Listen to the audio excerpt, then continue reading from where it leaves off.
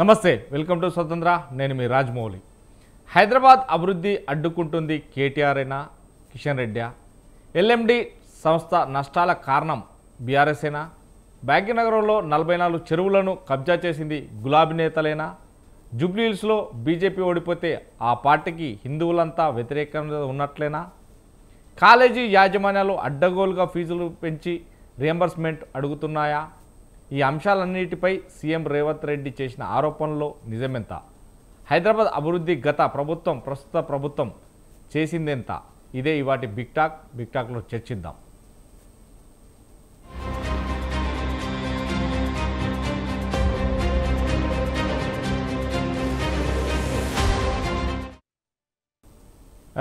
మనతో పాటు బిగ్ టాక్లో పాల్గొన్నారు డాక్టర్ అందే సత్యం గారు, విశ్లేషకులు. అలాగే గౌతమ్ ప్రసాద్ గారు, బీఆర్ఎస్ రాష్ట్ర అధ్యక్షులు, మరికొద్దిసేపట్లో జాయిన్ అవుతారు. కుస్బా శ్రీనివాసరావు గారు, కాంగ్రెస్ పార్టీ నుంచి మరికొద్దిసేపట్లో జాయిన్ అవుతారు. అడ్డం రామరెడ్డి గారు, బీజేపీ రాష్ట్ర నాయకులు మనతో జాయిన్ అయ్యారు. ముందుగా సత్యం గారు, గుడ్ ఈవినింగ్ అండి. గుడ్ ఈవినింగ్ అండి. సో ఇప్పటి వరకైతే మనం చూస్తున్నాం, తెలంగాణలో ఇప్పటి వరకు ప్రభుత్వాలు మారినా కానీ, అంటే మా గతంలో ఎప్పుడో, అంటే నేను పుట్టక ముందు కావచ్చు, అప్పటి రాజకీయాలలో మీరు చూస్తున్నారు. ఈ నేపథ్యంలోనే వాస్తవానికి మా బీజేపీ కావచ్చు, బీఆర్ఎస్ కావచ్చు, కాంగ్రెస్ కావచ్చు, ఇప్పుడు కొట్లాడుతున్న ఓన్లీ ఉప ఎన్నికలకు సంబంధించి, ఏదైతే బైపోల్ ఎలక్షన్లకు సంబంధించి కొట్లాడుతున్న నేపథ్యంలోనే ఈరోజు ఒక ప్రెస్ మీట్లో మాత్రం, ఈరోజు సీఎం రేవంత్ రెడ్డి ప్రెస్ మీట్లో పెట్టిన నేపథ్యంలోనే 2004 నుండి వెళ్ళి 2014 వరకు మాత్రం హైదరాబాద్ సిటీని అభివృద్ధి చేసింది అంతా కూడా కాంగ్రెస్ ప్రభుత్వమే. ఇప్పటి వరకు మాత్రం ఇది ఏ ప్రభుత్వాలు కూడా చేయలేదు. కాకుంటే కొన్నిసార్లు మాత్రం అప్పుడు ఏదైతే టీడీపీ ప్రభుత్వం కూడా చంద్రబాబు నాయుడు గారు చేశారని చెప్తున్నారు. కానీ 2014 నుంచి వెళ్ళి 2023 వరకు వెళ్ళినటువంటి 9.5 సంవత్సరాల్లో చేసిన అభివృద్ధి లేదంటారా? అసలు ఎలా చూడవచ్చు దీన్ని? అంటే ఇప్పటి వరకు అయితే మొత్తం మీద 44 చెరువులను కబ్జా చేసింది కూడా ఇప్పటి వరకు బీఆర్ఎస్ పార్టీ. ఈ నేపథ్యంలో మొత్తం హైదరాబాద్ అభివృద్ధిని అడ్డుకుంటున్న రేవంత్ రెడ్డి ఆ మాటల్లో కేటీఆర్, కిషన్ రెడ్డి ఈ ఇద్దరి పేర్లు స్వానంగా వినబడుతున్నాయి. ఎలా చూడొచ్చు అంటే అభివృద్ధి చేసింది వాస్తవానికి కాంగ్రెస్ పార్టీనా? ఇప్పుడు రాజకీయ పార్టీలు ఉన్నాక ప్రత్యర్థి పార్టీలను విమర్శించడం సహజం.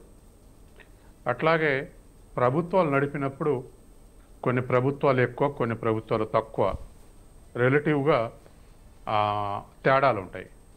తర్వాత ఒక ప్రభుత్వం చేపట్టినటువంటి పథకాన్ని ఇంకో ప్రభుత్వం కొనసాగించాల్సి వస్తుంది, మధ్యన ఆపేయదు.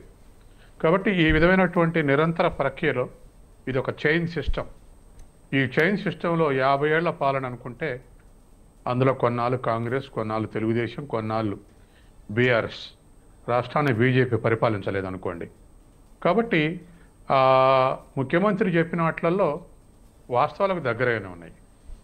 ఫలానా పార్టీ చేయలేదన్నటువంటిది వదిలిపెడితే కాంగ్రెస్ పార్టీ ఆధ్వర్యంలో రింగ్ రోడ్ నిర్మించాం, లేకపోతే మెట్రో, లేకపోతే ఎయిర్పోర్టు, ఇటువంటి ఒక అరడజన్ చెప్పాడు. అట్నే ఆయనే బీఆర్ఎస్ హయాంలో ఈ చేశారు.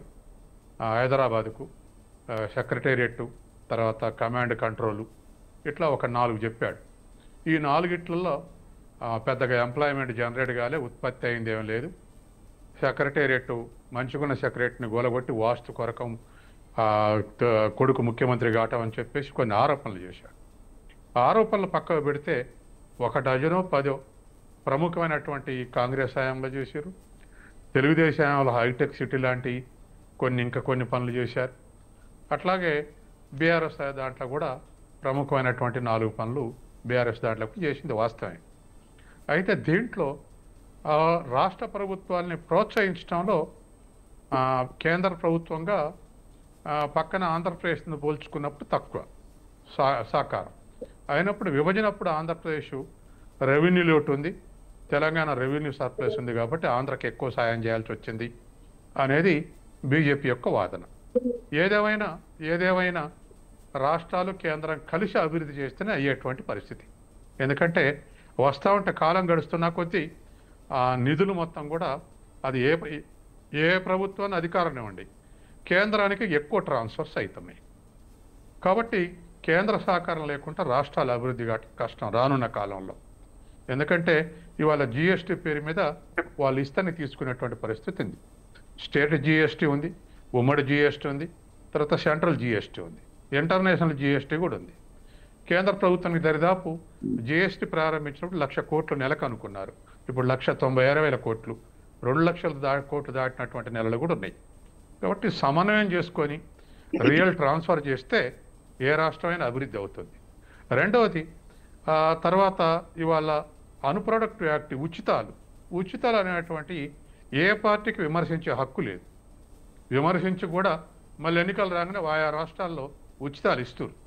కాబట్టి ఉచితాలు ఇవ్వకుండా ఎలక్షన్లో పోవటం కష్టమైనటువంటి పని అవుతుంది. ఉచితాలు వేరు, వెల్ఫేర్ యాక్టివిటీస్ వేరు. వెల్ఫేర్ యాక్టివిటీస్ని సమర్థిస్తాం, కానీ మరీ ఉచితాలు డబ్బులు ఓట్లు రాగానే డబ్బులు అకౌంట్లో జమ చేసేటువంటిది అనేది ఉచితాలు. కాబట్టి ఇటువంటి ఉచితాలు వాస్తవానికి ఆర్థిక వ్యవస్థకు మంచిది కాదు. కానీ మంచిది కాదని చెప్పే పార్టీలు కూడా ఇవ్వాల్సి వస్తుంది. ప్రతి పార్టీ ఇవ్వాల్సి వస్తుంది. ఎందుకంటే ఓటర్ల మీద ఇమ్మీడియట్ ఎఫెక్ట్, అంటే వితిన్ 3 days 2 daysలో క్యాష్ పంచితే ఎంత ఎఫెక్ట్ ఉంటుందో ఈ ఉచితాలు క్రెడిట్లు చేస్తే కూడా అంత ఎఫెక్ట్ ఉంటుంది.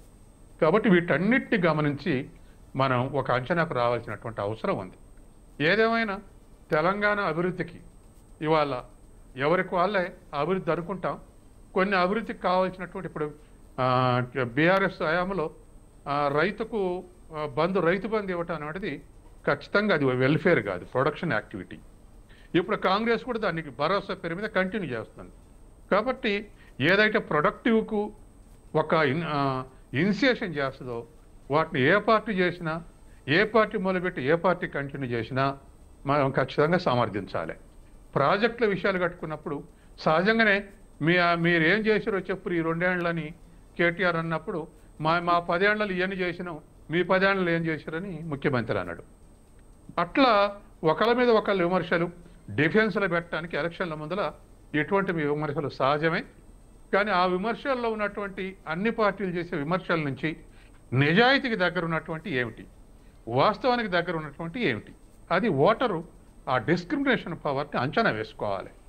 ఎవరు అభివృద్ధి చేశారు ఏమిటి, రిలేటివ్ సాపేక్షంగా చూస్తే ఎవరి హయాంలో బాగా పనులైనాయి, ఎవరి హయాంలో కరప్షన్ తక్కువ జరిగింది అనేటువంటిది, అట్లాగే సెంట్రల్ అసిస్టెన్సీ ఏ మేరకు ఉంది, ఇంకా ఇవ్వాల్సినంత ఇవ్వలేదా, లేదా ఇవ్వాల్సి ఉండనా, ఇటువంటి అన్నీ కూడా ఓటర్ అంచనా ముగ్గురి కూడా విని ఓటర్ అంచనా వేసుకోవాల్సినటువంటి అవసరం ఉంది. ఎందుకంటే ఎలక్షన్లో ఇవాళ ఏ పార్టీ చెప్పినా డెవలప్మెంట్ అంటే వెల్ఫేర్ 2 కళ్ళని ప్రకటిస్తున్నాయి. ఏ రాష్ట్రంలో అయినా, ఈ రాష్ట్రం అయినా. మరి 2 కళ్ళు అయినప్పుడు ఈ డెవలప్మెంట్ ఏ మేరకు జరిగింది, వెల్ఫేర్ ఏ మేరకు జరిగింది, దీంట్లో కరప్షన్ ఎంత జరిగింది, ఇటువంటి అన్నీ కూడా ఒక అంచనాకు రావాల్సినటువంటి అవసరం ఉంది. ఆ అంచనాకు అనుగుణంగా ఓటు చేస్తేనే భవిష్యత్తులో పార్టీలు ఒళ్ళు దగ్గర పెట్టుకొని పనిచేస్తాయి. ఎలక్షన్ల ముందల ఎలక్షన్ రాత్రి డబ్బులు పంచిన దాన్ని చూసి లేదా కులం మతంను చూసి ఓట్లేస్తే ఓటర్లు ఎప్పుడు మోసపోతూనే ఉంటారు. కాబట్టి మెరిట్స్ డిమెరిట్స్ ఆధారంగా ఓటింగ్ చేస్తే ఒక పర్ఫెక్ట్ డెమోక్రసీ ఎవాల్వ్ అవుద్ది. రాష్ట్రం కూడా ఒక గ్రోత్ మోడల్ ఎఫెక్ట్ అవుద్ది. పలానా వాళ్ళు మంచి చేయబట్టి గెలిచారు, మనం కూడా అటువంటి చేయాలనుకునేటువంటి ప్రభావం కంటిన్యూగా నడిచేటువంటి అవకాశం ఉంది. రైట్. ఇక ఇదే నేపథ్యంలోనే ఒక్కొక్కటిగా అంటే మనం చూస్తున్నాం, అంటే తెలంగాణ రాష్ట్రం వచ్చినాక ప్రభుత్వం ఏర్పడ్డాక 2014 నుంచి వెళ్ళి 23 వరకు మాత్రం చేసింది ఏమీ లేదు. అంతా అంటే ఒకటి సచివాలయం, రెండోది కంట్రోల్ రూమ్ కట్టుకోవడానికేమో ఫోన్ ట్యాపింగ్ కోసం కంట్రోల్ రూమ్ కట్టుకున్నారు. సచివాలయం మాత్రం కొడుకు సీఎం అవ్వడానికి బుల్లెట్ ప్రూఫ్ బాత్రూంలు కూడా అందులో ఫెసిలిటీ చేసుకున్నారు అనేది మాట్లాడొచ్చింది. కానీ ఇప్పటి వరకు అంటే విద్యా రంగం మీద కూడా ఆరోపణలు చేస్తున్నాయి. ఎందుకంటే విద్యారంగం ఏదైతే మేము స్కాలర్షిప్లకు సంబంధించి కొంచెంగా ఇస్తాము, 2 దఫాలుగా ఇస్తామంటే మాత్రం ఊరుకోవట్లేదు. కానీ ఇది ఏ రాజకీయ పార్టీకి సంబంధించిన వ్యక్తులైనా ఊరుకునేది లేదు. ఎందుకంటే విద్యార్థుల జీవితాలతో ఆడుకుంటే ఎవరిని కూడా ఉపేక్షించేది లేదు. ఎందుకంటే మేము ఆల్రెడీ ఇస్తానంటున్నాం, తీసుకోండి, కానీ మేము కాలేజీలకు పర్మిషన్లు ఇవ్వకుంటే కాలేజీలు బంద్ చేస్తామని ఏదో చేస్తామంటే ఊరుకునేది లేదు అంటున్నాం. అంటే దీనిపైన ఎలా చూడొచ్చు అంటారు? ఇవాళ ముఖ్యంగా విద్యా సంస్థలకు సంబంధించినటువంటి కొన్ని సర్వీస్ ఓరియంటెడ్లో గతంలో ప్రైవేట్ కాలేజీలు వచ్చినాయి. వాళ్ళు నిజంగా సర్వీస్ చేశారు. ఇప్పుడు వరంగల్లో సీకేఎం కాలేజ్ కానీ, ఎల్బీ కాలేజ్ కానీ, హైదరాబాద్లో ప్రగతి విద్యాలయ కానీ, ఏవీ కాలేజ్ కానీ, వివి కాలేజ్ కానీ, తర్వాత ఎగ్జిబిషన్ సొసైటీస్ ఉన్నటువంటి సూర్యాపేటలో వెంకటేశ్వర కాలేజ్ కానీ, కోదాడలో కేఆర్ఆర్ కాలేజ్ కానీ, వనపర్తి రాణి మహాలక్ష్మీదేవి కళాశాల కానీ, ఇవన్నీ ప్రైవేట్ కాలేజ్ నుంచే ప్రారంభమైనవి. ఆ తర్వాత కొంత తర్వాత గవర్నమెంట్ ఎయిడ్ ఇచ్చింది అనుకోండి. ఆ తర్వాత సెంట్రల్ అసిస్టెన్స్ తోటి కూడా డెవలప్ అయినాయి. ఇవి అయినప్పుడు ఖచ్చితంగా సోషల్ ఏమంటారు రామరెడ్డి గారు, ఎస్, ఇటువంటివన్నీ. కాబట్టి ఇవన్నీ సర్వీస్ ఓరియంటేషన్ ప్రారంభించారు. అసలు వాటి ముందర గవర్నమెంట్ కాలేజీలు కూడా తట్టుకోలేకపోయింది, అంత మంచిగా నడిపారు. ఆంధ్రాలో కూడా ఏసీ కాలేజీ, హిందూ కాలేజీ, ఇటువంటివన్నీ కూడా చాలా కాలేజీలు, 100 కాలేజీలు నడిపారు. అద్భుతమైనటువంటి రిజల్ట్స్ ఇచ్చినాయి అవి. అసలు గవర్నమెంట్ కాలేజీ చేరినా వాటిల్లో చేరాలని అన్నప్పుడు అవే ప్రిఫర్ చేసేటువంటి స్థాయికి క్వాలిటీ మెయింటైన్ చేశారు. ఇప్పుడు వచ్చే వరకల్లా ఇవన్నీ కమర్షియల్ కాలేజీలు అనేది వాస్తవం. అది ఎవరు ఏ పార్టీ బహుశా ఖండించదు అనుకుంటా నేను. ఇవి కమర్షియల్ కాలేజ్ అంటే సహజంగానే బెనిఫిట్ వాళ్ళు ప్రాఫిట్ చూసుకోకుండా కాలేజీలు నడిపేటువంటి అవకాశం లేదు. అయితే ఏ ప్రభుత్వం అయినా పర్మిషన్స్ ఇచ్చేటప్పుడు మరి ఇవన్నీ ఆలోచించాలి. పర్మిషన్ ఎందుకు ఇవ్వాలి? ఇవాళ గవర్నమెంట్ కాలేజీలన్నీ ఖాళీ అయి అన్ని ప్రైవేట్ కాలేజీలు నిండిపోయినటువంటి స్థితి నుంచి మళ్ళీ ప్రైవేట్ కాలేజీ నుంచి ఇవాళ ప్రైవేట్ కాలేజీలు, డిగ్రీ కాలేజీలు అయితే అన్ని ప్రైవేట్ డిగ్రీ కాలేజీలు ఖాళీలు అయిపోయినాయి. యాదనో 1-2 తప్ప. ఇప్పుడు అంతా మళ్ళీ రివర్స్ గవర్నమెంట్ కాలేజీలు చేస్తున్నారు. అట్లాగే జూనియర్ కాలేజీలు కూడా ఇప్పుడు మళ్ళీ చక్రపాణి దగ్గర నుంచి మళ్ళీ పికప్ అయినాయి గవర్నమెంట్ జూనియర్ కాలేజీలు కూడా. కానీ ఈ స్థాయిని మించి విద్యార్థులు ఎంతమంది 10th ఎంత పాస్ అవుతారు, టోటల్ ఎన్ని కాలేజీలు అవసరం, ఒక ఎస్టిమేషన్ లేకుండా పైరోల్ చేసిన వాళ్ళకల్లా కాలేజీలు ఇచ్చుకుంటూ పోయారు. ఇప్పుడు ఏమైంది? ఫీజు రీఎంబర్స్మెంట్ దరిదాపు బహుశా ఈ ఫీజు రీఎంబర్స్మెంట్ దానికి ఇవాళ బహుశా అన్ని మెడికల్ కాలేజీలు, ఇంజనీరింగ్ కాలేజీలు అయ్యాయి. గత 20 ఏళ్లుగా వీటికి పర్మిషన్లు ఇవ్వకుండా, రీఎంబర్స్మెంట్ అనకుండా గవర్నమెంట్ కాలేజీలు కట్టుంటే ఇవాళ బ్రహ్మాండమైనటువంటి ఎడ్యుకేషన్ సిస్టమ్. ఇవాళ ఎడ్యుకేషనిస్టులు కూడా, తెలంగాణలో ఎడ్యుకేషనిస్టులు కూడా అందరూ కూడా ఈ ఎయిడెడ్ కాలేజ్ గవర్నమెంట్లే జియో నెంబర్ 36 తీసుకొచ్చి ఎయిడెడ్ కాలేజ్ రిటైర్ అయితే మళ్ళీ రిప్లేస్మెంట్ రిక్రూట్ చేసుకోవద్దని పెట్టారు. ఇప్పుడు అన్ని ఎయిడెడ్ కాలేజ్, నేను ఏ కాలేజ్ చెప్పినో ఆ కాలేజీలన్నీ పోస్టులు ఖాళీ ఉన్నాయి. మరి దరిదాపు 30 మంది ఇతర ఫ్యాకల్టీలు ఉంటే, టెంపరీ ఫ్యాకల్టీ ఉంటే 4-3 మిగిలేరు. జూనియర్ కాలేజీలు అయితే అసలు ఎత్తేసారు ఎయిడెడ్ జూనియర్ కాలేజీలు. కాబట్టి సర్వీస్ ఓరియంటెడ్ వాటినేమో ఎత్తేస్తుంది, రిక్రూట్మెంట్కు పర్మిషన్ ఏరైతుంది. ఏది ఈ లాభాపేక్ష చూడకుండా నడిపే కాలేజీల్ని ఇప్పుడు లాభాపేక్ష వేసే కాలేజీలనేమో గత 2 దశాబ్దాలుగా ఎంకరేజ్ చేస్తే ఇప్పుడు ఇవ్వలేమనేటువంటి స్థితి వచ్చింది. కాబట్టి డిఫరెంట్ గవర్నమెంట్స్ యొక్క పాలసీస్ పైరోలకు ఇచ్చి పరిచయాలకు ఇచ్చుకుంటా పోతే ఈ పరిస్థితి వచ్చింది. ఇవాళ ఒక్క మాట చెప్పి ముగిస్తా. ఇవాళ ఇంజనీరింగ్ కాలేజీలో కూడా అదే పరిస్థితి వచ్చింది. అవతల ఎంప్లాయ్మెంట్ లేదు, ఎంప్లాయ్మెంట్ చేయాలప్పుడు ఈ చదివి మాత్రం ఏం చేస్తాం అని చెప్పేసి మధ్యతరగతులు అందరూ మళ్ళీ డిగ్రీ కాలేజీలో చేర్పించుకుంటున్నారు. కాబట్టి ఇవాళ ఉన్నటువంటి ఈ పరిస్థితుల్లో మేనేజ్మెంట్లు కూడా ఆలోచించాలి. ఎందుకు ఆలోచించాలంటే ఇవాళ ఎడ్యుకేషన్ బడ్జెట్ ఇచ్చిన దానికి కాక మళ్ళీ అదనంగా ఇవ్వాల్సినటువంటి పరిస్థితి వస్తుంది. ఎడ్యుకేషన్కు ఇతర రాష్ట్రాలతో, కేరళతోటి పోటీ పడాలి. 30% కాంగ్రెస్ ఉన్న, వామపక్షం ఉన్న 30% బడ్జెట్లు కేటాయించారు. బీఆర్ఎస్ ఉండగా 7% కేటాయించారు. ఇప్పుడు కాంగ్రెస్ 8% కేటాయించారు. కాబట్టి ఇంకా ఎక్కువ కేటాయించాలంటే ఇతర తగ్గించాల్సినటువంటి ఆవశ్యకత ఉంది. కాబట్టి వీటన్నిటినీ కూడా మ్యాక్రో లెవెల్లో ప్రభుత్వం తీసుకోవాల్సినటువంటి జాగ్రత్తలు తీసుకోవాల్సినటువంటి విషయాలు ఉన్నాయి.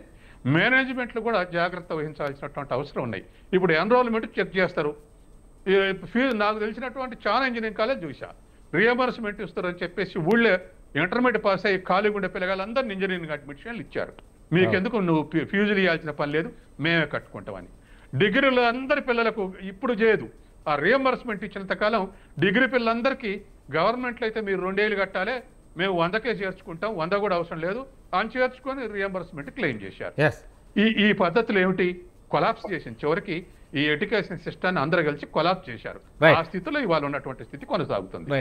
రామరెడ్డి గారు రామరెడ్డి గారు మొత్తం మీద ఏదైతే జూబ్లీహిల్స్ ఎలక్షన్ల కోసం హోరాహోరీ పోటీ జరుగుతున్న ప్రధాన 3 పార్టీలలో నేపథ్యంలో ఈరోజు ప్రెస్ మీట్ పెట్టి మరీగా చెప్పడం జరిగింది. ఏదైతే ఇప్పుడు గత ప్రభుత్వం ఏం చేసింది, అంతకుముందు ప్రభుత్వం ఏం చేసింది, తెలంగాణ రాష్ట్రానికి వచ్చు హైదరాబాద్కు ఏం చేసింది అనేది చెప్పింది. కనుకుంటే జూబ్లీహిల్స్ నియోజకవర్గ ప్రజలకు మాత్రం అతను అభ్యర్థించాడు. ఒకటే చెప్తున్నా, మీరు ఏదైనా అభివృద్ధి చేసిన పార్టీని మాత్రం ఎంచుకోలేదు. అది మాదా మీద అని కాదు, ఏ పార్టీ అయినా పర్లేదు. అభివృద్ధి చేసిన పార్టీని ఒక్కసారి మీరు ఆలోచన చేసి చేయండి.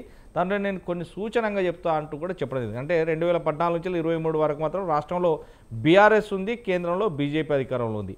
కానీ కాంగ్రెస్ బీఆర్ఎస్ అభివృద్ధి పోల్చి చూస్తే ఓటు వేయండి అంటున్నాడు.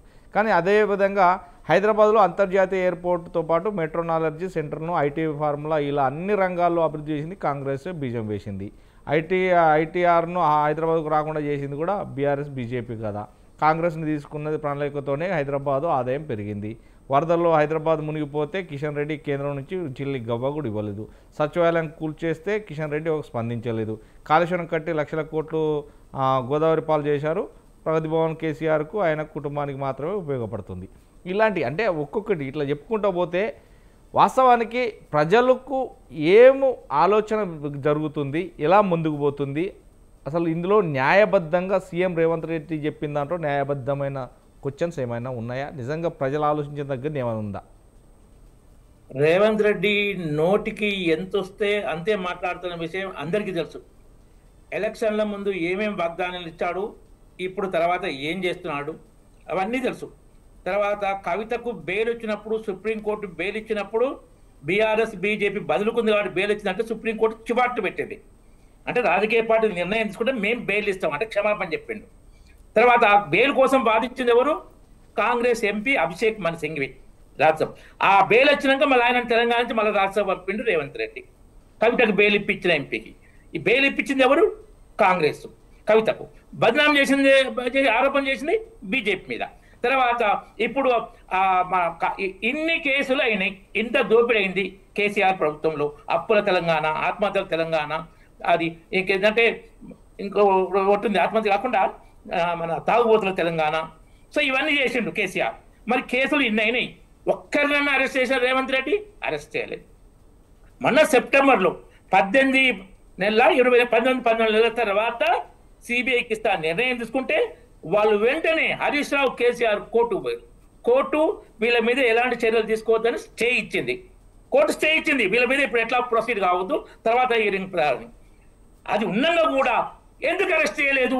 11 లోపల అరెస్ట్ చేస్తారా? నోరా పెంట కుప్ప. అది ఏం మాట్లాడుతున్నావు? ఏం చేసిన ఎన్నేళ్ళు? ఆయన ఎఫ్ఐఆర్ చేసింది అంటాడు. మీరు వీళ్ళు ఎఫ్ఐఆర్ చేసిన ఫస్ట్ అసలు కోర్టు ఇచ్చిందే మన సిబిఐకి, దాని మీద కోర్టు స్టే ఉంది. నువ్వు 19 నెలలు ఎఫ్ఐఆర్ చేసినవా? కాళేశ్వరంలో 1,00,000 కోట్ల పెట్టుబడి, 97,000 కోట్లు, 97 లక్షల కోట్లు, 97 లక్షల కోట్లు కాదు, 97 లక్షల కోట్లు ఖర్చు పెట్టారు దాదాపు. సో దాంట్లో ఎంత దోపిడీ జరిగింది అందరికీ తెలుసు. దోపిడీ బాగానే జరిగిందని, ఎగ్జాక్ట్గా జరగకపోయినా తెలుసు. అది దోపిడీ కోసమే కట్టిన ప్రాజెక్ట్ అని కూడా తెలుసు. కానీ దాని మీద ఏమైనా కేసు బుక్ చేయండి, 19 నెలలు బుక్ చేయలేదు. సిబిఐ కాకుండా బీజేపీ కండిషన్ పెడతారు. ఏసీబీ అంటే స్టేట్ గవర్నమెంట్ చేతి కంట్రోల్లో ఉంటుంది. సిబిఐ ఎట్లా సెంట్రల్ గవర్నమెంట్ చేతి కంట్రోల్లో ఉండదు. సిబిఐకి పర్మనెంట్ డైరెక్టర్, పర్మనెంట్ వీళ్ళు అపాయింటరు. ఏసీబీకి మార్చొచ్చు స్టేట్ గవర్నమెంట్. కాబట్టి ఆ ఏసీబీని చెప్పి చేతిలో పెట్టుకున్న ఇంతకుముందు మనం విన్నాం కూడా. కేసీఆర్, చంద్రబాబు నాయుడు నీకే కాదు నాకేసీబీ ఉంది అని అనుకున్నారు. అప్పుడు కేసీఆర్ అండు నువ్వు దొరికినావు నేను దొరికినా, ఇట్లా ఏంటంటే ఏసీబీని ఈ పార్టీలు ఎట్లా చూస్తాయో అలాంటి ఏసీబీతో ఒక కేసు పెట్టలే. కమిషన్ల మీద కమిషన్లు వేసి వాళ్ళ దగ్గర కమిషన్ తోపి నువ్వు కొంత తింటివి, ఢిల్లీకి మంత్లీ పంపిస్తుంటివి. ఇవి చేసుకుంటూ ఉల్టా చోర్ కొత్వాల్కు డాంటే అన్నట్టు బీజేపీని బదనాం చేసే ప్రయత్నం. బీజేపీ ఆ లిక్కర్ విషయంలో కవిత జైలు కూడా పోయింది. సుప్రీంకోర్టు ఎప్పుడు ఎందుకు బెయిల్ ఇచ్చింది అంటే 5-6 నెలలు అయింది. మా ట్రయల్ మీరు మళ్ళా కేసు ఉంచుకోండి, ఇంతకాలం ఉంచకూడదని ఆ రీజన్తో, ఆ లాజికల్ రీజన్ కోర్టు చెప్తుంది కదా, వాళ్ళు ఇచ్చుకున్నారు బెయిల్. వాదించింది అభిషేక్ మను సింఘ్వి. ఈయన బీజేపీ మీద బురద జల్లే ప్రయత్నం ఎప్పుడు చేస్తున్నప్పుడు ఇదే ప్రయత్నం. మా మెట్రో విషయంలో కూడా కిషన్ రెడ్డి గారు చెప్పారు. ఏం మాట్లాడుతుండ ఆయన, ఏం మాట్లాడుతుండ్రు?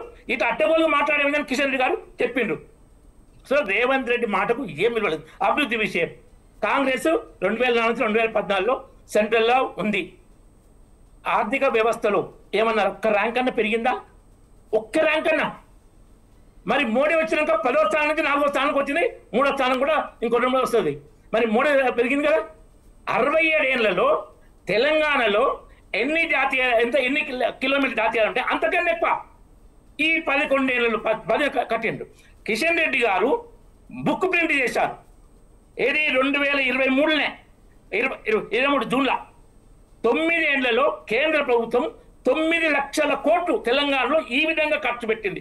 గవర్నమెంట్కి, స్టేట్ గవర్నమెంట్కి ఇవ్వడం కానీ ఖర్చు పెట్టడం కానీ 1 లక్ష కోట్లు ఈ ఒక్క రోడ్లకే, 1,15,000 కోట్లు వ్యవసాయ రంగానికి, ఏది మన ఎరువుల విషయంలో కానీ, వాళ్ళకి కిసాన్ సమ్మాన్ నిధి కానీ, మన ధాన్యం కొనుగోలు కానీ, ఇవన్నీ లెక్కలు చెప్పి 9 లక్షల కోట్లు. వచ్చిన ఆదాయం కేంద్రానికి 3,4 లక్షల కోట్లు. ఎందుకంటే కేంద్రం అప్పు చేసి ఇన్ఫ్రాస్ట్రక్చర్ డెవలప్మెంట్ మొత్తం దేశవ్యాప్తంగా రైల్వే కాంగ్రెస్ గవర్నమెంట్ ఉన్నప్పుడు రోజుకు 8 కిలోమీటర్ల జాతీయ రహదారిని నిర్మిస్తే ఇప్పుడు 25 కిలోమీటర్లు దాటింది. ఏది అభివృద్ధి? 8 కిలోమీటర్లు, రోజుకి 8 కిలోమీటర్ల అభివృద్ధి, రోజుకి 25-30 కిలోమీటర్ల అభివృద్ధి. శాంతి భద్రతలు కాంగ్రెస్ ఉన్నప్పుడు ఎక్కడ ఎప్పుడు ఏ బాంబులు వెళ్తాయి? ఎన్ని బాంబులు వెళ్ళాయి దేశవ్యాప్తంగా? బాంబేలో 176 మందిని ఊచకొండకు వస్తే ఏం చేసింది కాంగ్రెస్? మరి బీజేపీ అట్లా ఊకుందా? 3 సార్లు బుద్ధి చెప్పింది పాకిస్తాన్కు. కాంగ్రెస్ అధికారంలో పాకిస్తాన్ ఎట్లా నచ్చిపోయి ఎట్లా ఉండే ఆర్థిక పరిస్థితి? మోడీ వచ్చినాక ఎందుకు పిచ్చ పెట్టుకుంటుంది? పాకిస్తాన్కి ఎవరు సపోర్ట్ ఇచ్చిండు? ఇవన్నీ ఇప్పుడు తెలుస్తున్నాయి, ప్రజలకు అర్థమవుతుంది. కశ్మీర్ పరిస్థితి ఏంది? కాంగ్రెస్ అధికారంలో లాల్ చౌక్ లో, కశ్మీర్ శ్రీనగర్ లాల్ చౌక్ లో పాకిస్తాన్ జెండా ఎగురుతుండే, భారత జెండాను తగలబెడుతుండే. ఇప్పుడు భారత జెండా ఎగురుతుంది, పాకిస్తాన్ తగలబెడుతుండ్రు. మోడీ వచ్చినాక ఏది బతకలాలు జరిగినాయా? కాంగ్రెస్ ఉన్నప్పుడు ఎంత జరిగిన బతకలాలు? ఉత్తరప్రదేశ్ లో ముజఫర్పూర్ ఎన్ని దిక్కుల ఎంత ఘోరంగా మతకాలు జరిగినాయి. మోడీ వస్తే అల్లకల్ల మతం ఏమైనా జరిగినాయంటే ఢిల్లీలో ఆమ్ ఆద్మీ పార్టీ వాళ్ళ అధికారం కోసం తప్ప, అలాంటి తప్ప మొత్తం దేశంలో శాంతి భద్రతలు ఉన్నాయి. సంక్షేమం 85 కోట్ల మందికి గత 5 సంవత్సరాలు ఆరుదానాలు ఇస్తుండ్రు. 4 కోట్ల ప్రధానమంత్రి ఆవాస్ ఇండ్లు, 11 కోట్ల బాత్రూమ్లు, 11 కోట్ల మంది కొత్త గ్యాస్ కనెక్షన్. కాంగ్రెస్ అధికారున్నప్పుడు ఇలా సగం గ్యాస్ కనెక్షన్ లేవు. 6 సంవత్సరానికి 6 సిలిండర్లే. ఇప్పుడు డబల్కి ఎక్కువైనాయి. ఏ రిస్ట్రిక్షన్ లేదు. ఏది అభివృద్ధి? సంక్షేమం ఏది? కాబట్టి ఇప్పుడు కాంగ్రెస్ అధికారం ఉన్నప్పుడు మన దేశ విలువ బయట ఎంత ఉండే, ఇప్పుడు ఎట్లుంది? ప్రజల్లో కూడా ఎంత నమ్మకం ఉంది? 3వసారి మోడీ అలా అధికారంకి వచ్చిందంటే అభివృద్ధి చేస్తేనా? బీఆర్ఎస్ ఎందుకు ఓడిపోయింది? లోక్సభ ఎన్నికల్లో 0 సీట్ల గాడిదగుట్టు ఎందుకు వచ్చింది? సో ఇవన్నీ ప్రజలు కూడా తీర్పిస్తున్నారు. కాంగ్రెస్ కూడా ఏంటంటే ప్రతి ఒక్కరు చెప్పిండు, ప్రశాంత్ కిషోర్ కానీ కాంగ్రెస్ మీద ప్రేమతో గెలవలే, బీఆర్ఎస్ మీద కేసీఆర్ మీద వెతక గెలిచిందని. ఇంకొకటి చెప్తున్నాయి ముఖ్య విషయం, దేశంలో గత 11 సంవత్సరాల్లో కాంగ్రెస్ ఏ ఒక్క రాష్ట్రంలో 2సారి గెలవలే. బీజేపీ ఎన్నో రాష్ట్రాల్లో 2సారి 3సారి గెలిచింది. కాబట్టి అభివృద్ధి అంటే బీజేపీ మత రాజకీయాలు. ఇది పాకిస్తాన్ మెచ్చుకొని పాకిస్తాన్ అంటే మన సైనికుల ముడ్డి మీద దానిందట అనట దానికి క్షమాపణ చెప్పిండా? పాకిస్తాన్కు ఊడిగం చేసి సైనికులు అవమానించి 1 వర్గం ఓట్లు పొందాలనుకున్నాడు. ఎంత నీట రాజకీయం! ఇలా బీఆర్ఎస్ అంటే తక్కువ లేదు. ఒక రేప్ కేసు, ఫోక్సో కేసు అంటే మైనర్లు రేప్ చేసే కేసు, ఆ ఉన్న ఆయన సన్మానం తీరులో జైన్ చేసుకొని మీకు మేము అక్కడిస్తాం కబ్రస్థాన్లు, ఇక్కడిస్తాం గుడెందుకు అని హిందువులు అవమానిస్తూ, జై శ్రీరామ్ అంటే అన్నం పెట్టదు అని హిందువులు అవమానిస్తూ, మరి అల్లా అక్బర్ అంటే అన్నం పెట్టదు అనే దమ్మున్న కేసు టీఆర్ఎస్ లకు ఛాలెంజ్ చేస్తున్నా. ఎందుకు హిందువులు అవమానిస్తారు? కాంగ్రెస్ టీఆర్ఎస్ పోటీగా అక్షంతంగా అవమానిస్తారు. కేసీఆర్ రావణ జన్మభూమా, శూర్పణఖ జన్మభూమా, మన ఎంఐఎంఎం ఫ్రెండ్లీ పార్టీస్ అంటాడు. కాంగ్రెస్ అధికారంలో ఉన్నా తెలంగాణలో, బీఆర్ఎస్ అధికారం ఉన్నా పెత్తనం ఎంఐఎం దగ్గర. అక్బరుద్దీన్ వ్యవస్థ ఏమన్నాడు? ఎవరు ముఖ్యమంత్రి అమ్ముకు జుక్కునా అన్నాడు. వంగాలే కిరణ్ కుమార్ రెడ్డి అయినా కేసీఆర్ అయినా అమ్ముకు జుక్కునా అన్నాడు. ఖండించి రాయిలోనైనా ఇది రాజకీయం వీళ్ళది ఓట్లది. మళ్ళా బీజేపీ మద్దతు పార్టీ అంటారు. ఇప్పుడు జూబ్లీస్ లో 1 లక్ష ఓట్లు 25-30 ఉన్నాయని చెప్పి ఎంత పోటాపోటీగా హిందువులను ఘోరంగా అవమానిస్తూ ముస్లింలు మాదిక్కే ఉండ్రు, ముస్లింలు మాదిక్కే కోసం నీచ నికృష్ట రాజకీయాలు చేస్తున్నారు కాంగ్రెస్ బీఆర్ 2. దాంతో నేను ఒక ఛానల్లో ఏమంటారంటే జూబ్లీస్ లో హిందూ వర్సెస్ ముస్లిం వాతావరణం. ఇవాళ రేవంత్ రెడ్డి కామెంట్ కూడా బీజేపీ ఓడిపోతే హిందువులు సపోర్ట్ అంటే ఏంటది? నువ్వు అట్లా మతపరంగా ఎందుకు మాట్లాడుతున్నావు? అంటే హిందువులను ఆలోచించమంటావా? బీజేపీకి వేయాలని కానీ చెప్పు. మరి మీ పార్టీ జూబ్లీస్ హిందువులు చెప్పు. మరి మీ పార్టీ బీజేపీ కదా, మీరు ఓడగొట్టడానికి చెప్పమని నువ్వే. మేము మీ నికృష్ట ఓటు బ్యాంకు రాజకీయాలు వ్యతిరేకిస్తున్నాం. మేము ఎక్కడ మతకాల అభివృద్ధి, సబ్కా సాత్ సబ్కా వికాస్ సబ్కా ప్రయాస్ సబ్కా విశ్వాస్, అది మా విధానం, ఆచరణ అన్ని స్కీమ్ అట్లనే. ఇంకొక విషయం ముఖ్యంగా చెప్తా, మేము బీజేపీ 2 ప్రధానుల 3 రాష్ట్రపతులు చేసింది. వాజ్పేయి గారు ఓసీ, మోడీ గారు బీసీ, ఏపీజే అబ్దుల్ కలాం గారు మైనారిటీ. ఎవరు కులం మతం చేయలే, వాళ్ళ అర్హత బట్టే అయింది. అయినా అన్ని వర్గాలు వచ్చినాయి. రామ్నాథ్ కోవింద్ గారు ఎస్టీ, ద్రౌపది ముర్ము గారు ఎస్టీ. ఇది సామాజిక సమరసత, సబ్కా సాత్. ఇది కాంగ్రెస్ దేశాన్ని 50 ఏళ్ళకు పాలించింది. 50 ఏళ్ళకు పైగానే. తెలుగు రాష్ట్రాలు కూడా 45 మొత్తం 10 ఏళ్ళు పాలించింది. ఒక్క బీసీని సీఎంను కానీ పిఎంను కానీ చేసిందా? మళ్ళీ వీళ్ళు చెప్తారు 10 ఏళ్ళే రేవంత్ రెడ్డి ఉంటాడు అంటే బీసీ సీఎం కావద్దా? బీసీలు మీరు ఇదేనా? మీరు సీఎం కానీ పిఎం కానీ చేయకుండా మళ్ళీ పోని రేపు కాంగ్రెస్ అధికారంలోకి వస్తే ఓ బీసీ ప్రధానే అవకాశం ఉందా? టీఆర్ఎస్ గెలిస్తే రాష్ట్రంలో మళ్ళీసారి పొరపాటున ఓ బీసీ ముఖ్యమంత్రి అయ్యే అవకాశం ఉందా? వీళ్ళు మేమే బీసీల వరకు వస్తే మూడు పార్టీలు ప్రధానంగా నెక్స్ట్ దాంట్లో వెళ్దాం. బీసీల వరకు వస్తుంది. Yes, next Gautam Prasad garu, good evening అండి. Good evening sir. Yes, Gautam Prasad garu, ఈరోజు CM Revanth Reddy press meet చూసుంటారు, లేదంటే ఒకసారి వివరించే ప్రయత్నం చేస్తాను మీకు కూడా. గత 9.5 సంవత్సరాలలో ఏలినటువంటి బీఆర్ఎస్ పార్టీ కావచ్చు, అంతకుముందు కావచ్చు, ఎప్పుడైనా కావచ్చు, ఏదైనా తెలంగాణ రాష్ట్రానికి కావచ్చు, ఉమ్మడి ఆంధ్రప్రదేశ్కి కావచ్చు, లేదు అంటే ఇప్పుడున్న హైదరాబాద్కి కావచ్చు, పెట్టుబడిదారులకైనా పెట్టుబడడానికైనా దేనికైనా చేసింది కాంగ్రెస్ పార్టీ. కాంగ్రెస్ పార్టీ చొరవ వల్లే ఇప్పుడు ఈ రకంగా ఉన్నది. ఎప్పుడైనా కాంగ్రెస్ పార్టీ. ఇక బీఆర్ఎస్ అంటే సచివాలయం నిర్మిస్తే ఎవరికైనా ఉద్యోగం ఒక్కటన్నా కలిగిందా? ఎందుకు గురించట్టు పేద ప్రజలకు ఆ సచివాలయంలో ఏమైనా ప్రయోజనం ఉందా, ఒరిగిందా? ఫోన్ ట్యాపింగ్ కోసం మాత్రమే కమాండ్ కంట్రోల్ రూమ్ ఏర్పాటు చేసుకున్నారు. సద్దాం హుస్సేన్ లాగా సభలు కాపాడుకునేదిగా ప్రగతి భవన్లో బుల్లెట్ ప్రూఫ్ బాత్రూంలు పెట్టుకున్నారు. 8,11,000 కోట్ల అప్పును మాత్రమే మాకు రాష్ట్రానికి అప్పగించారు. నాడు కాంగ్రెస్ ఏర్పాటు చేసిన విద్యా సంస్థలే మాకు అంతర్జాతీయ స్థాయిలో గుర్తింపు తెచ్చాయి. కాంగ్రెస్ ఇచ్చిన ఐఐటీల రద్దును చేయడమే తప్ప వీళ్ళకి ఏ ఒక్కటైనా అదనపు ఎయిర్పోర్టు పొందడానికి ఏదైనా ఉందా? 10 ఏళ్లలోపు మెట్రోను కూడా 1 కిలోమీటర్ అయినా నిర్మించారా? ఇలాంటి అంటే మొత్తం మీద బీఆర్ఎస్ పార్టీ 9.5 సంవత్సరాలు వెళ్ళిన దాంట్లో ఏ ఒక్కటైతే చేయలేదు. ఏది చేసినా కానీ లాభదాయకమే వారికి తప్ప వేరే లేదు అంటారు. ఇలా చూడొచ్చు. అందరికీ నమస్కారం సార్. మౌళి గారు, అంటే ఈరోజు ముఖ్యమంత్రి గారు మాట్లాడిన దాంట్లో మీరు చెప్పింది అదేవిధంగా నేను ఫాలో అయిన దాంట్లో అంటే అప్పుల తెలంగాణగా మార్చిండ్రు అనేది ఒకటి చెప్పారు. అంటే ఇంతకుముందు ఎలక్షన్స్ కంటే ముందు 10 లక్షల కోట్లు అన్నారు. మరి మర్చిపోయి ఇప్పుడు 8.5 లక్షల కోట్ల రూపాయలు అన్నట్టున్నాడు. 8,11,000 కోట్లు. 8,11,000 కోట్లు. 11,000 కోట్లు. 8,11,000 కోట్ల రూపాయలు అన్నాడు. మరి ఎలక్షన్స్ ముందు 10 లక్షల కోట్ల రూపాయలు, 1,50,000 కోట్ల రూపాయలు, 1,90,000 కోట్ల రూపాయలు మరి అవి రేవంత్ రెడ్డి జేబులోకి వెళ్ళినాయా, మళ్ళీ ఎవరి జేబులోకి వెళ్ళినాయా? మరి వాళ్ళు కాంగ్రెస్ వాళ్ళు సమాధానం చెప్పాలా, రేవంత్ రెడ్డి సమాధానం చెప్పాలా? ఒకటి. అదేవిధంగా ప్రగతి భవన్ కొడుకు కోసం కట్టుకున్నాడు అంటే ఈరోజు భట్టి విక్రమార్క గారు ఎక్కడ ఉంటున్నారు, ఎందుకు ఉంటున్నారు? కొడుకు కోసం కట్టుకున్నదో లేకపోతే ఇంకోళ్ళ కోసం కట్టుకున్నదో అది అధికారికంగా కేసీఆర్ గారు ఖాళీ చేయలేదా?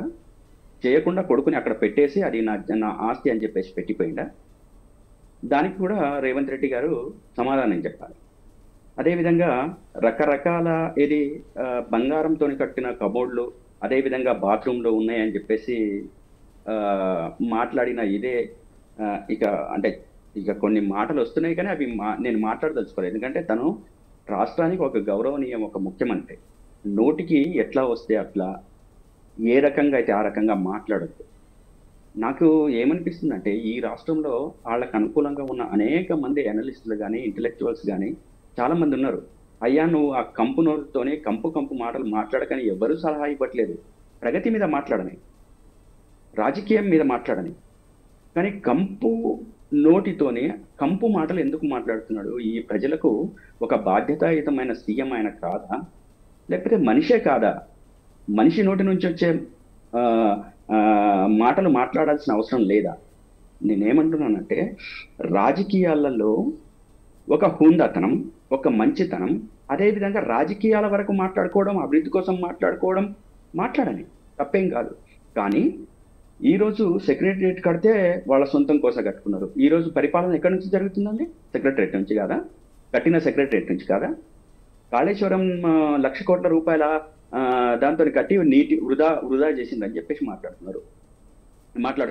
అదే మరి మొన్న అసెంబ్లీ సమావేశాలలో కాళేశ్వరం కట్టి 20 లక్షల ఎకరాలకు కొత్తగా నీళ్లు అందించిండ్రని చెప్పేసి ఉత్తమ్ కుమార్ రెడ్డి ఎందుకు చెప్పిండండి?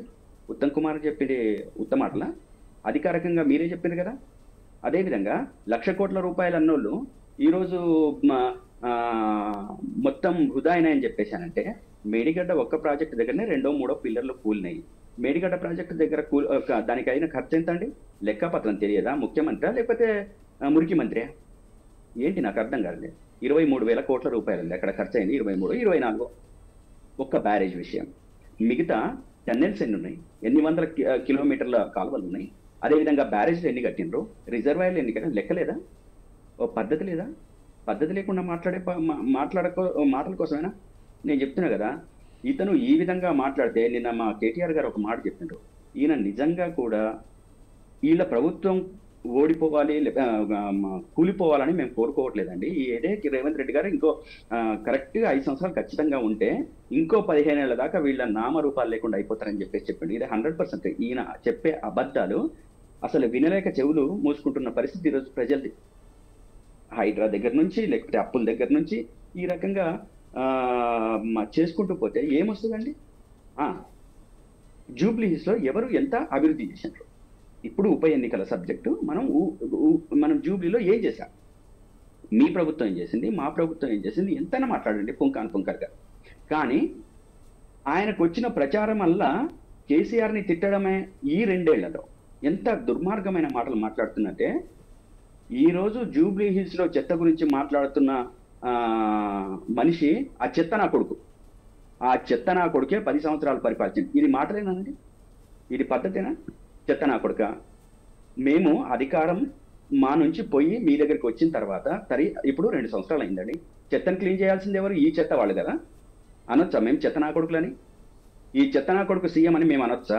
ఒక సీఎం ఈ రాష్ట్రానికి ఒక ముఖ్యమంత్రి, అదేవిధంగా గౌరవనీయమైన పదవిలో ఉన్నాడు, బాధ్యతలో ఉన్నాడు, ప్రజలకు జవాబు చెప్పే దాంట్లో ఉన్నాడు. మేము అనొచ్చా? మేము చెత్త నా కొడుకు అని అంటే అది సబవేనా? ఈ సమాజం హర్షిస్తుందా? ఒక ప్రతిపక్ష నాయకుడు, ఒక మాజీ మంత్రి, ప్రజెంట్ ఎమ్మెల్యే అంటే గౌరవం ఇవ్వాల్సిన అవసరం లేదా? అంటే చెత్త నా కొడుకు అనే పదాలు వాడతారా? ఇంటెలెక్చువల్స్ ఏం చేస్తున్నారు ఆయనకు చెప్పడానికి? గత ఎలక్షన్స్లో అనేక మంది వాళ్ళకి సపోర్ట్ చేసిన వాళ్ళే కదా. ఈ రోజు కూడా వాళ్ళ మోచేతి నీళ్ళు తాగుతున్న వాళ్ళు అలాగే అనేక మంది ఉన్నారు కదా. ఈ రకమైన కాదయ్యా అని చెప్పేసి చెప్పాల్సిన బాధ్యత లేదా? ఎందుకు ఈ రకంగా రాష్ట్రం మీద పడి మురికి మాటలు మాట్లాడుతున్నాడు ఈ ముఖ్యమంత్రి అని చెప్పేసి చాలా చాలా ఆవేదన కలుగుతా ఉంది. అదేవిధంగా ఈరోజు సెక్రటరేటు అభివృద్ధి కనపడట్లేదా? నాకు ఎవరికైనా నేను ఏమంటున్నానంటే, చేసిన అభివృద్ధిని చెప్పండి, అదేవిధంగా చేసిన దాంట్లో తప్పొప్పులు ఉంటే మాట్లాడండి, అదేవిధంగా ఇంకా ఎంత చేయాలనో చేయాల్సింది ఎంతనో అది మాట్లాడండి. ఈరోజు జిల్లాకు మెడికల్ కాలేజీలు ఈరోజు కట్టింది మా ప్రభుత్వం కదా, బీఆర్ఎస్ ప్రభుత్వం కదా. ప్రతి జిల్లాకు కలెక్టరేట్ కార్యాలయాన్ని కట్టింది మా ప్రభుత్వం కదా. ప్రతి జిల్లాలో డివైడర్స్ ఒక అందమైన రూపాన్ని తీసుకొచ్చి జిల్లాల్ని డెవలప్ చేసింది మా ప్రభుత్వం కదా. అదేవిధంగా సుమారు ఒక 100 రెసిడెన్షియల్ స్కూల్స్ ఉంటే దాదాపు 1000కి పైగా రెసిడెన్షియల్స్ నెలకొల్పింది మా ప్రభుత్వం కదా. అదేవిధంగా జూబ్లీ హిల్స్లో అనేక రకాల అభివృద్ధి కార్యక్రమాలు చేసింది మా ప్రభుత్వం కదా. అన్ని మెడికల్ కాలేజీలో ప్రతి జిల్లాకు ఒక మెడికల్ కాలేజీలు కట్టాలనే దాంట్లో మెడికల్ హాస్పిటల్స్ కట్టిన దాంట్లో మా పార్టీ లేదా? ఈరోజు కంటోన్మెంట్లో ఎంత అబద్ధం అండి, పచ్చి అబద్ధాలు. అసలు మొత్తం రాష్ట్ర వ్యాప్తంగానే ఏ జిల్లాకు ఎంతెంత నిధులు కేటాయించి 4,000 కోట్ల రూపాయల అభివృద్ధి కోసం కేటాయించమంటేనే నా దగ్గర డబ్బులు లేవు, నన్ను దొంగలు చూసినట్టు చూస్తున్నాడు. ఢిల్లీకి వెళ్తే చెప్పులు ఎత్తుకుపోయే దొంగలాగా చూస్తున్నారు. అదేవిధంగా ఇతను వస్తే ఎక్కడికి పారిపోవాలని చెప్పేసి అంటున్నారు. అప్పు పుట్టట్లేదని మాట్లాడే ఈ మనిషి, ఈ ముఖ్యమంత్రి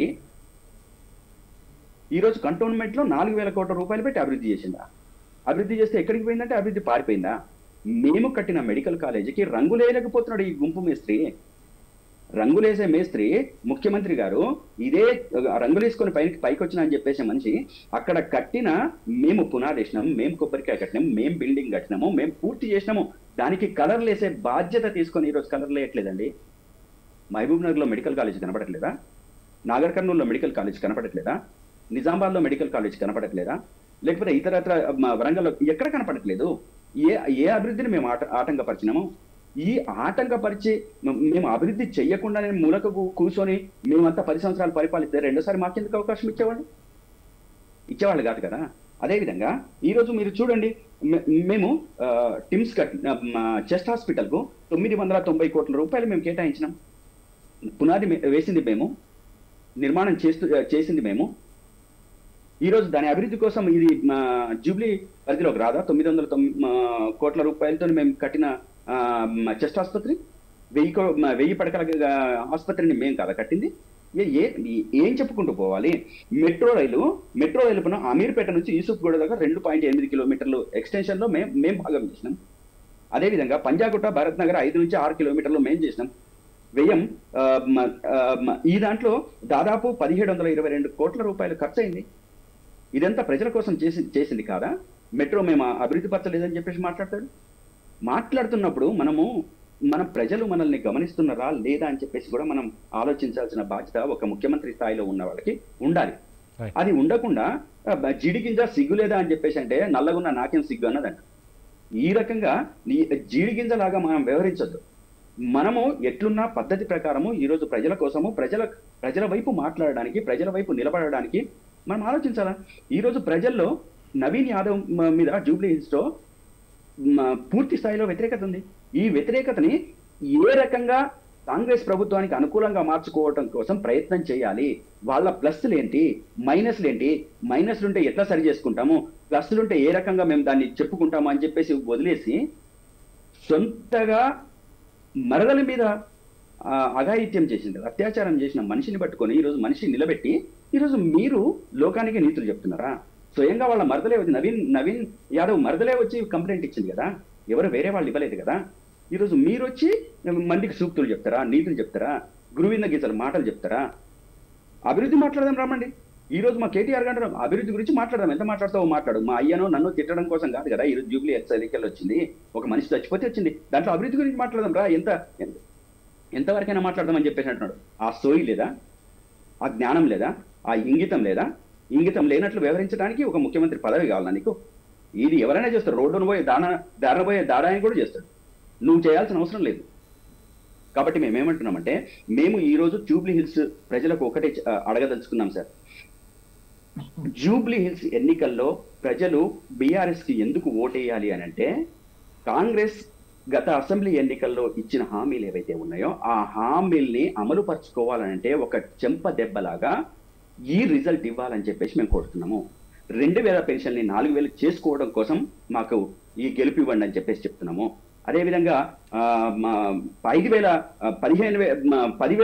రైతు బంధు నుంచి 15,000 రూపాయలు పెంచడం కోసం ఇవ్వమని చెప్పేసి అంటున్నాము.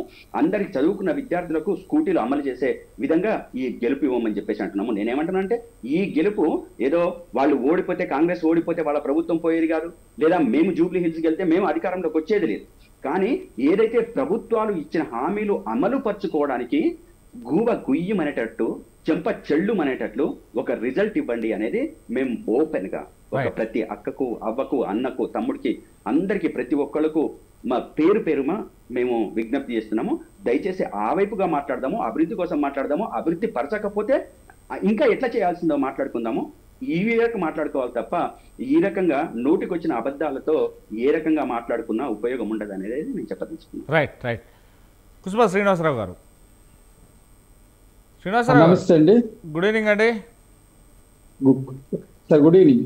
ఎస్, ఈరోజు CM Revanth Reddy press meet పెట్టి ఎప్పుడూ లేనిది ఓన్లీ ఈరోజు మాట్లాడడానికి కారణం ఏంటి? ఎందుకంటే ఒక లేడీ, అంటే భర్త చనిపోతే ఆ భర్త స్థానంలో వచ్చినటువంటి సునీత గారికి టికెట్ పైన ఒక లేడీ పైన గెలవడానికి కాంగ్రెస్ పార్టీ చేస్తున్నటువంటి అరాచకాలు, ఈ అరాచకాల్లో స్వయంగా ముఖ్యమంత్రే ఇన్నిసార్లు సభలు, సమావేశాలు, కుల సంఘాలతో మాట్లాడడం, ఇప్పటి వరకు కని విని ఎరగలేదు అనేది కేటీఆర్ గారు కూడా మాట్లాడారు. ఈ నేపథ్యంలోనే ఇక బీజేపీ కూడా చెప్తుంది, అంటే అభివృద్ధి చేసింది ఏ పార్టీ చేసిందో క్లారిటీగా ఒక క్వశ్చన్ చుట్టూ ఆన్సర్ కూడా ఉండాలి. ఏ పార్టీ ఎంతవరకు చేసింది అనేది అప్పుడెప్పుడో చేసినప్పుడు కాదు, కేంద్రంలో రాష్ట్రంలో అప్పుడు కాదు, ఎప్పటికి కూడా చేయాల్సింది. ఇచ్చిన మాట ప్రకారం ఆ మాట నిలబెట్టుకుంటే ప్రజలు ఆహ్వానిస్తారు, ఎవరికి పట్టం కట్టాలో వాళ్ళకి పట్టం కడతారు. కానీ ఒక వ్యక్తిని సానుభూతి పరుడుగానో లేకుంటే చిత్రీకరించడానికో లేకుంటే ప్రజల మోసం చేయడానికో ఇలాంటి వ్యవహారాలు ఇప్పుడు బురద చల్లడం కాదు, అలా అని మాట్లాడడం కాదు అంటారు. కానీ సీఎం రేవంత్ రెడ్డి క్లుప్తాపాయంగా అభివృద్ధి అంటే కాంగ్రెస్ పార్టీ అంటే అభివృద్ధి అని చెప్పుకొచ్చారు. ఎంతవరకు కరెక్ట్ అంటారండి? మీకు మరియు మాతో పాటు ప్యానెల్లో ఉన్నటువంటి మిత్రులందరూ కూడా నమస్కారం. మీ యొక్క స్వతంత్ర వీక్షకులకు అందరూ కూడా శుభ సాయంత్రం.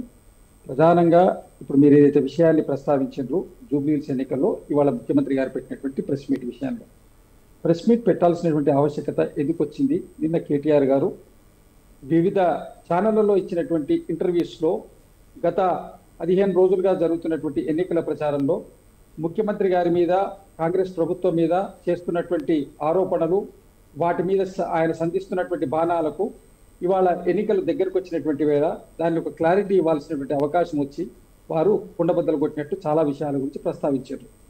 దాంట్లో ప్రధానంగా ప్రస్తావించినటువంటి అంశాలు, సెక్రటరియట్ కూలగొట్టడం ఎందుకు జరిగింది, కొడుకు ముఖ్యమంత్రి కోసం మళ్ళీ ముఖ్యమంత్రి చేస్తే ఎవరు కూడా సెక్రటరియట్లో ముఖ్యమంత్రుల కొడుకులు ముఖ్యమంత్రి కాలేదు కాబట్టి ముఖ్యమంత్రి కావాలని ఒక వాస్తును అడ్డం పెట్టుకొని 2 రాష్ట్రాలకు సరిపోయేటువంటి ఇన్ఫ్రాస్ట్రక్చర్ ఉన్నటువంటి సెక్రటరియట్ను ప్రజాధనాన్ని దుర్వినియోగం చేసి కూలగొట్టి తన యొక్క ఒక ఇంద్రప్రస్థానాన్ని కట్టుకునేటువంటి ప్రయత్నం చేసి ప్రజాధనాన్ని దుబారా చేసిందనే అంశమే కానివ్వండి.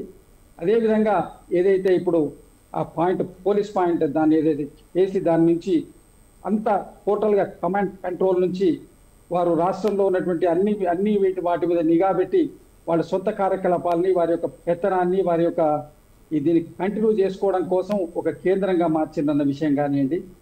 ప్రగతి భవన్లో బుల్లెట్ ప్రూఫ్ అద్దాలతోటి బాత్రూమ్ చేసుకొని కేవలం అంటే పూర్తి అభద్రతాభావంతో వారు ఏ విధంగా ప్రజాధనాన్ని దుర్వినియోగం చేసిన అంశాన్ని వారు ప్రస్తావించారు. దీంతో పాటు ఇప్పుడు భాష గురించి మాట్లాడుతూ బీఆర్ఎస్ మిత్రులు మాట్లాడుతూ ఏం చెప్పిందంటే, సరే వారు మాట్లాడి చెత్త గిత్త అని చాలా మాట్లాడారు. మరి కేటీఆర్ గారు ఏ భాష మాట్లాడుతున్నారు? మన మిత్రులు గౌతమ్ ప్రసాద్ గారు చెప్తున్నారు, మరి చాలా మంది మేధావులు ఉన్నారు, చాలా మంది ఇంటలెక్చువల్స్ సలహాదారులు ఉన్నారు, ముఖ్యమంత్రి గారికి ఎందుకు చెప్పట్లేదు అన్నారు. సరే అండి, మా వాళ్ళు చెప్పట్లేదు, మరి మీరెందుకు చెప్పట్లేదు కేటీఆర్ గారిని? వాడు ముఖ్యమంత్రిని వాడు వీడు అని మాట్లాడుతున్నారు గౌరవ ముఖ్యమంత్రిని. అది ఎంతవరకు సమంజసం? కేటీఆర్ గారు స్పష్టంగా వాడు వీడు అనేటువంటి మాట్లాడిన విజువల్స్ ఎన్ని చూడండి, ఎన్ని మీటింగ్లలో బహిరంగ సభల్లో మాట్లాడుతున్నారు, మీడియాలో మాట్లాడుతున్నారు. తర్వాతనే ఆ భాషలో చెప్తేనే అర్థమవుతుందని ఒకటండి గౌతమ్ ప్రసాద్ గారు, మీరు మాట్లాడే గౌతమ్ ప్రసాద్ గారు, నేను క్రాస్ టాక్ చేయలేదు, మీరు మాట్లాడేటప్పుడు నేను రాలేదు, మీరు దయచేసి రావద్దు, నేను చెప్పేది పూర్తి కానివ్వండి. మీరు మాట్లాడేటప్పుడు నేను ఎక్కడ కూడా అభ్యంతరం చెప్పలేదు, సమయం తీసుకొని మీరు చెప్పండి. ఇప్పుడు విషయం ఏంటంటే, ముఖ్యమంత్రి గారిని వాడు వీడని అనేక సందర్భాల్లో ఆ పార్టీకి సంబంధించినటువంటి నాయకులు, ముఖ్యంగా కేటీఆర్ గారు టార్గెట్ చేసి తన నోటికొచ్చినట్టు మాట్లాడడం జరిగింది. ముఖ్యమంత్రి గారు ఎందుకంటే ఆయన చెప్పుకోవాల్సిన ఆవశ్యకత వాళ్ళు ఎందుకు వచ్చింది? జూబ్లీహిల్స్ ఎన్నికల్లో ఇంకోటి అభ్యర్థి మీద కూడా గౌతమ్ ప్రసాద్ గారు ఆరోపణ చేసిండ్రు, మరి మీ అభ్యర్థి మీద కూడా ఆరోపణలు వస్తున్నాయి, వాటి గురించి మేమే మాట్లాడలేదు కదా. ఆరోపణలు అంటే 1,00,000 వస్తాయి. ముఖ్యమంత్రి గారు అన్నారు, వాళ్ళ అమ్మగారు ఏదో ఆరోపణ చేసినట్టే మాకు సంబంధం లేదండి, ఆరోపణలు కావాల్సినటువంటి రెవెన్యూ సిబ్బంది చూసుకుంటుంది, మీరు దాంట్లో వెళ్ళమని చెప్పింది. మీరు ఏదో అభ్యర్థి ఆరోపణలు చాలా వస్తాయండి, కుటుంబాలు తగాదాలు ఉంటాయి, అంత మాత్రమే దాని మీద మీరు మీ నోటుకు వచ్చినట్టు ఆ సంబంధం అని మాట్లాడవచ్చు గౌతమ్ ప్రసాద్ గారు. సరే, విషయం ఏంటంటే అభ్యర్థి క్యారెక్టర్ అసాసినేషనే కానివ్వండి, అదేవిధంగా ఇక్కడ జరిగిన ముఖ్యమంత్రి గారి మీద మాట్లాడేటువంటి పదజాలం కానివ్వండి, మీరు దిగజారి మాట్లాడినప్పుడు ముఖ్యమంత్రి గారు మాట్లాడాల్సి వచ్చి మాట్లాడారు. మీరు అడవులుగా మాట్లాడారు. 10 సంవత్సరాలుగా జూబ్లీహిల్స్ లో జరిగినటువంటి అభివృద్ధిని వీళ్ళు ప్రస్తావిస్తే, పీజీఆర్ సమయంలో జరిగినటువంటి ఇన్ఫ్రాస్ట్రక్చర్ డెవలప్మెంట్ తప్ప ఇక్కడ ఎలాంటి అభివృద్ధి లేదు. ఎన్ని ఇళ్ళు ఇచ్చిండ్రు, ఎన్ని డబుల్ బెడ్రూమ్ ఇళ్ళు ఇచ్చిండ్రు, మీరు డ్రైనేజీలకు ఎంత వెచ్చించిండ్రు, మీరు తర్వాత ఇక్కడ ఉన్నటువంటి కరెంటుకు ఎంత వెచ్చించిండ్రు, మౌలిక సదుపాయాలకు మీరు పెట్టింది ఎంత, ఈ 2 సంవత్సరాల్లో మేము పెట్టింది ఎంత లెక్క, ఈ 2 నెలల్లో మేము ఎంత పెట్టిందో లెక్క తీద్దాం. ఎందుకంటే దాని మీద మాట్లాడదాం. మీరు జూబ్లీహిల్స్ అంటే కేవలము మీరు ఎక్కడైతే సెలబ్రిటీస్ ఉండేటువంటి ప్రాంతాలు, సంపన్నులు ఉండేటువంటి ప్రాంతాలు,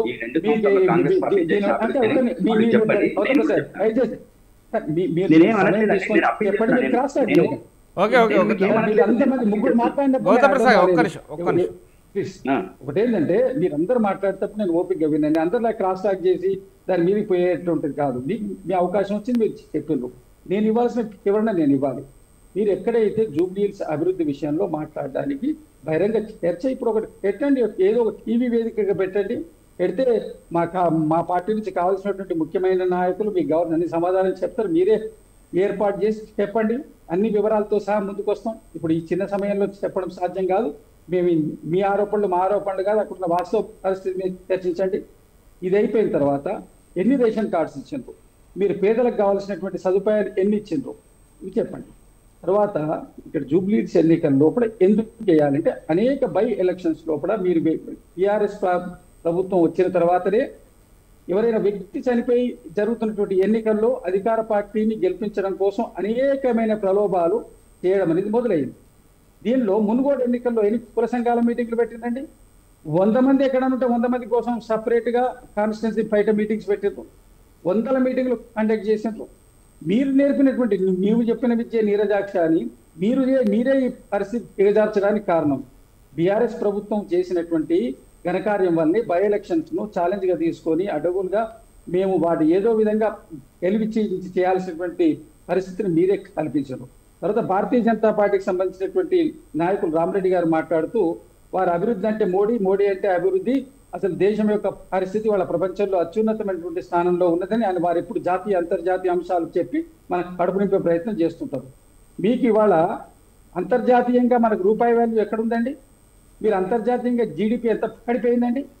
ఇవన్నీ జరిగిన తర్వాత మీరు కిషన్ రెడ్డి గారు 7 సంవత్సరాలు ఇప్పుడు పూర్తిగా వస్తుంది వారు ఎంపీగా మంత్రిగా ఉండి. అంతకుముందు బండారు దత్తాత్రేయ గారు 5 సంవత్సరాలు ఎంపీగా మంత్రిగా ఉన్నారు, కొంతకాలం మంత్రిగా లేరు. మీరు జూబ్లీహిల్స్ సికింద్రాబాద్ పార్లమెంట్ లో భాగమే కదా. ఈ 12 సంవత్సరాలుగా మీరేమీ అభివృద్ధి చేసినారు? కేంద్ర ప్రభుత్వం నుంచి కానివ్వండి, మీ యొక్క ఎంపీ నిధుల నుంచి కానివ్వండి, మీ యొక్క ప్రత్యేకంగా ఇక్కడ తెచ్చినటువంటి ఒక కేంద్రానికి సంబంధించిన ప్రాజెక్టే కానివ్వండి, మరి ఏదైనా తెచ్చి పెట్టిందా ఇక్కడ? పోనీ మీరు జూబ్లీహిల్స్ కాన్స్టిట్యున్సీ వదిలిపెట్టిన సికింద్రాబాద్ పార్లమెంట్కి చేసింది ఏముంది? సికింద్రాబాద్ లో జరిగినటువంటి రైల్వే నిర్మాణం, దేశంలో ఉన్నటువంటి అన్ని రైల్వే పాత వాటిని నిర్మిస్తున్నారు, సికింద్రాబాద్ లో ఉన్నదాన్ని నిర్మిస్తున్నారు. అంతే తప్ప ప్రత్యేకంగా మీరు తెచ్చినటువంటిది ఏంటండి ఇక్కడ? మీరు ఒక రాష్ట్రం నుంచి ప్రాతినిధ్యం వహించి కేంద్రంలో ఉన్నటువంటి మంత్రులు ఏమీ చేయట్లేదు, కేవలం మతపరమైనటువంటి అంశాలను రెచ్చగొట్టి మతపరంగా మీరు ఓటు తీసుకునేటువంటి ప్రయత్నమే తప్ప ముఖ్యమంత్రి గారు మాట్లాడుతూ అదే చెప్పారు. ఇవాళ మీరు బీఆర్ఎస్ తోటి కుమ్మిక్కైపోయారు, బీఆర్ఎస్ తోటి కుమ్మిక్కైపోయి మీరు ఇవాళ పూర్తి స్థాయిలో వాళ్ళ సహకరించి గెలిపించడం కోసం పరోక్షంగా మీరు ప్రయత్నం చేస్తున్నారు. ఏదైతే మీరు ఆ పార్లమెంట్ ఎన్నికల్లో 2 పార్టీలు ఒకటే బీజేపీని ఎట్లా గెలిపించిండ్రో ఇవాళ మీ బీఆర్ఎస్ పార్టీకి మీరు వాళ్ళ యొక్క కృతజ్ఞత తెలుపుకోవడానికి మీరు ప్రయత్నం చేస్తున్న అంశాన్ని పెట్టి మీరు డిపాజిట్ రాదని చెప్పింది వారు. మీరు అంత దానికి మీరు పెట్టినటువంటి అభ్యర్థిని కానీ మీరు చేస్తున్నటువంటి ప్రయత్నాలు కానీ ఎక్కడ కూడా అంత ఫలప్రదంగా కనబడతలేవు, ఛాలెంజ్గా తీసుకున్నట్టు ఎక్కడ కూడా కనబడతలేదు. కాబట్టి స్పష్టంగా చెప్పిండ్రు బీజేపీ పార్టీకి ఉన్నటువంటి ఓట్లు వాళ్ళు వేసుకునే ప్రయత్నం గట్టిగా చేయమని మాత్రమే హెచ్చరికగా చెప్పిండ్రు. మీరు వేస్తే మీ ఉనికి నిలబడుతుంది. ఇవన్నీ పోను బీసీ రిజర్వేషన్ అంశంలో కానివ్వండి, దేంట్లో కానీ మీరు చేసేటువంటి అన్నది ఏముంది? భారతీయ జనతా పార్టీకి ఎందుకు వేయాలి? Bharatiya Janata party BC రిజర్వేషన్కు సహకరించిందా? అసెంబ్లీలో ఒక మాట, ఢిల్లీలో ఒక మాట. ముస్లింస్ దాంట్లో ఉన్నారనేది ఒక అడ్డుసాకగా చూపించి బీసీ రిజర్వేషన్ అమలు కాకుండా ఇవాళ అడ్డుకుంటున్న పార్టీ భారతీయ జనతా పార్టీ కాదా? బీఆర్ఎస్ పార్టీ బీఆర్ఎస్ పార్టీకి ఓటేసినా భారతీయ జనతా పార్టీకి ఓటేసినా అది కేవలం 2 పార్టీలు ఒకటి అని స్పష్టం చేయడం. ఇక్కడ అభివృద్ధి పేరుతోటి మీరు కట్టినటువంటి సెక్రటరియటే కానివ్వండి, మీరు కట్టినటువంటి ఫ్లైఓవర్సే కానివ్వండి, ఇవన్నీ ఏవైతున్నాయో కాళేశ్వరం ప్రాజెక్టులు కానీ ఇవన్నీ కూడా రాష్ట్ర ప్రభుత్వం మీద పెంచినటువంటి అప్పులు. ఇవన్నిటితో పాటు సీఎం గారి ప్రెస్ మీట్లో ఇంకో అంశాన్ని కూడా ప్రస్తావించారు. 3 నెలలు మీరు కనుక పనిచేస్తే విద్యార్థుల భవిష్యత్తు కనుక పాడైపోతే మీరు అప్పుడు ఈ కాలేజీ వాళ్ళ విద్యార్థులకు మేము ఇచ్చిన డబ్బులు ఇచ్చినా కూడా మీరు ఏం చేస్తారని అడిగినారు. వాళ్ళ యొక్క విద్యార్థులకు ఇబ్బంది కలిగించకుండా నిరసన చేయండి. 3 సంవత్సరాల కాలం ₹1 ఫీజు రియంబర్స్మెంట్ ఇవ్వకుండా ఆపినటువంటి పార్టీ ఎవరండి? బీఆర్ఎస్ పార్టీ ప్రభుత్వంలో ఉండగా ఎన్ని సంవత్సరాల నుంచి ఫీజు రియంబర్స్మెంట్ ఆపింది? ఇవాళ 3 లక్షల కోట్లకు పై చిలుక తగ్గిల్లి కాంగ్రెస్ పార్టీకి ఉపయోగపోయింది. అప్పులు ఒకటే కాదండి, పాత బకాయిలు కూడా ఉపయోగపోయింది. ఇవన్నీ కలిపితే ఎంత అయింది? ఇప్పుడు వారు అన్నారు 8 లక్షల కోట్లు అంటే ఇంకో 1.5 కోట్లు సీఎం గారు ఇంటికి పోయినాయని టీఆర్ఎస్ నాయకుల వారు ఆరోపించారు. మీరు ఈ 8.5 లక్షల కోట్ల అప్పుతో పాటు మళ్ళీ 3 లక్షల కోట్ల రూపాయల పెండింగ్ బిల్లులు ఉన్నాయి. 11 లక్షల కోట్ల రూపాయలు వచ్చినాయి. మరి ఆ 1.5 కోట్లు మీ నాయకులు వాళ్ళ ఇంటికి పోయినాయా? నువ్వు ఆరోపణలు చేయడం కాదండి, వాస్తవిక పరిస్థితి ప్రజాహితంగా మనం మాట్లాడాలి. మనం మాట్లాడి ఎవరున్నా కస్టోడియన్స్ ఇక్కడ ఎవరు కూడా ఇక్కడ ఓనర్స్ కాదు, అందరం కస్టోడియన్స్ మాట్లాడాలి మనం. అంతే తప్ప ఇక్కడ మేము అధికారంలో ఉన్నప్పుడు మేము ఇక్కడ ఏదో ఏదన్నా మీరు అధికారంలో ఇవంతా ప్రజలది. మనం కేవలం అక్కడ కస్టోడియన్స్ ఒక బాధ్యతగా నిర్వహించేటువంటి ప్రయత్నం చేయాలి. దుబారా చేసిండ్రు, ఆ ప్రభుత్వంలో విపరీతమైనటువంటి దుబారా జరిగింది అన్న అంశాన్ని ప్రస్తావించడానికి అవన్నీ విషయాలు ముఖ్యమంత్రి గారు ప్రస్తావించారు. ఈ విషయాన్ని మీరందరూ కూడా గమనించారు. వారు మాట్లాడింది ఆవేశంగా ఎందుకు మాట్లాడిందంటే ఈ ఎన్నికల ప్రచారంలో కానివ్వండి, అంతకుముందు ఇప్పుడు టీవీ ఇంటర్వ్యూలో కానీ కేటీఆర్ గారు, హరీష్ రావు గారు వాళ్ళు మాట్లాడుతున్న వాళ్ళు చేస్తున్నటువంటి ఆరోపణల మీద వాడికి ధీటుగా సమాధానం చెప్పాల్సిన ఆవశ్యకత ఉన్నది. జూబ్లీహిల్స్ ఎన్నికలు గెలవడం ద్వారా ఇవాళ ప్రజలకు జరగబోయేది రాష్ట్రంలో అన్ని కార్యక్రమాలు దిగ్విజయంగా జరుగుతాయి. కేవలము ఏం ఆరోపణలు చేసిందండి మీరు? ఈ ఒక్కటి మీకు అన్ని వస్తాయని చెప్తున్నారు మీరు. ఇప్పుడు ఈ ఒక్క ఓటు ఇప్పుడు ఇది దీని వల్ల ఖచ్చితంగా కాంగ్రెస్ పార్టీ అధికంగా గెలవబోతుంది. మీరు గెలవడం వల్ల దాని ప్రయోజనం లేదు. బీజేపీ పార్టీ కానీ బీఆర్ఎస్ పార్టీ కానీ ఈ సీటు గెలవడం వల్ల ఎలాంటి ఇది జరగదు. కాంగ్రెస్ పార్టీ గెలవడం వల్ల కాంగ్రెస్ పార్టీ బలము చేకూరడమే కాకుండా అన్ని హామీలు అమలు పరచడానికి ఆస్కారం ఏర్పడుతుంది. దాంతో పాటుగా జూబ్లీ గెలుపుకు హామీల అమలుకు సంబంధమే లేదు. గెలుపులకు హామీకి చాలా సంబంధం ఉందండి. ఓడిపోతే అమలైతే అప్పుడు భయానికి అమలైతాయి, గెలిస్తే రామరెడ్డి గారు భారతీయ జనతా పార్టీ కూడా మీరు ఎక్కడైతే రేపు బీహార్ లో ఓడిపోతేనే భారతదేశంలో మీరు ఇచ్చినటువంటి హామీలను అమలు జరుగుతుంది. రేపు ఖచ్చితంగా బీహార్ లో మీకు ఎదురు దెబ్బ సత్యం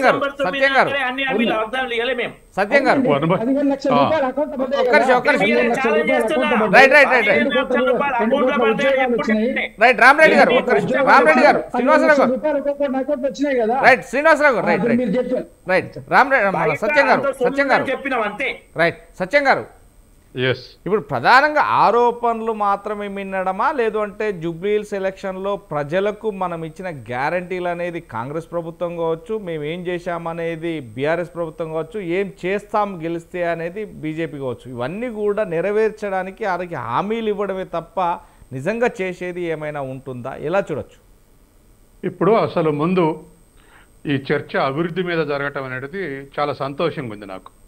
మూడు పార్టీలు కూడా ఎవరు అభివృద్ధి చేశారు, ఎవరు చేయలేదు, ఎవరిని తీసుకొచ్చారు, ఎవరు తీసుకురాలేదు అనేటువంటి దాని మీద చర్చ జరగటం అనేది వాస్తవానికి ఎలక్షన్ల ముందర ఇటువంటి చర్చ అవసరం. కాబట్టి అటువంటి చర్చ జరుగుతుంది. ఇప్పుడు 2 ఏళ్లలో కాంగ్రెస్ చేసింది ఎంత, గతంలో 10 ఏళ్లలో బీఆర్ఎస్ చేసింది ఎంత, కేంద్రం సహకరించింది ఎంత అనేటువంటిది ఒక ఎవాల్యుయేషన్, ఓటర్లు ఒక ఎవాల్యుయేట్ చేయడానికి ఉపయోగపడుతుంది. కాబట్టి ఇటువంటి ఎవాల్యుయేషన్ అవసరం. తర్వాత రెండోది, అభ్యర్థులు కూడా ప్రజలకు ఎంత దగ్గరగా ఉన్నారనేది కూడా తేలిపోతుంది. ఇప్పుడు ఆ పోటీ చేసినటువంటి క్యాండిడేట్స్ ప్రజలకు ఉన్నటువంటి సంబంధాలు ఏమిటి అనేటువంటి తేలిపోతుంది. ఎందుకంటే ఉప ఎన్నికల్లో, రాష్ట్ర ఎన్నికల్లో, కేంద్రం ఎన్నికల్లో వచ్చినాయనుకోండి, అక్కడ మొత్తం చర్చ మోడీ చుట్టూ, రాహుల్ గాంధీ చుట్టూ తిరుగుద్ది, లేదా కాంగ్రెస్ బీజేపీ చుట్టూ తిరుగుద్ది. రాష్ట్ర ఎన్నికలు అనుకోండి, ముఖ్యమంత్రి క్యాండిడేట్ల చుట్టూ తిరుగుద్ది. కానీ ఒక ఉప ఎన్నిక వచ్చేవరకల్లా అభివృద్ధి విషయాలు, పోటీ చేసే వ్యక్తుల యొక్క సంబంధాలు, ప్రజలకున్న రెస్పెక్టబిలిటీ ఏమిటో చర్చకు వస్తుంది. ఉదాహరణకు అభివృద్ధికే ప్రాధాన్యత ఇవ్వలేదండి. వ్యక్తిత్వానికి, ప్రజలతో ఉన్న సంబంధాలకు అన్ని పార్టీల వాళ్ళు కూడా, కమ్యూనిస్ట్ పార్టీలలో, బీజేపీలో, కాంగ్రెస్లో కూడా బాగా వ్యక్తిత్వాన్ని ప్రజలు బాగా రెస్పెక్ట్ ఇచ్చిన చోట వాళ్ళు ప్రతిపక్షాల నుండి అభివృద్ధి పనులు చేయలేకపోయినా వాళ్ళు మళ్ళీ గెలిపించారు. ఒక్కొక్కరు 5-6 సార్లు గెలిచారు. ఎందుకు గెలిచారు అంటే ప్రజలను ఎటికేట్ చేసుకోవటం, ప్రజలతో సంబంధాలను మెయింటైన్ చేయటం, ప్రజలు అడిగినటువంటి జవాబులు తర్వాత కన్విన్స్ చేయటం, ఎందుకు చేయలేకపోయినటువంటి కారణాలు చెప్పటం, నిజాయితీగా ఉండటం. నిజ అన్నిటికన్నా ముఖ్యంగా నిజాయితీగా ఉంటాం. మనల్ని అడ్డం పెట్టుకొని ఏం సంపాదించలేదు అనేటువంటి ఒక నిజాయితీని ప్రదర్శిస్తాం. కాబట్టి ఖచ్చితంగా ఉప ఎన్నికల్లో వీటి ప్రాధాన్యత ఎక్కువ ఉంటుంది. అందుకని క్యాండిడేట్ల యొక్క గుణగణాలు, ప్రజలతోటి వ్యవహరించిన తీరు, ఇవన్నీ కూడా ఇప్పుడు ప్రాధాన్యతమైనటువంటి అంశాలు.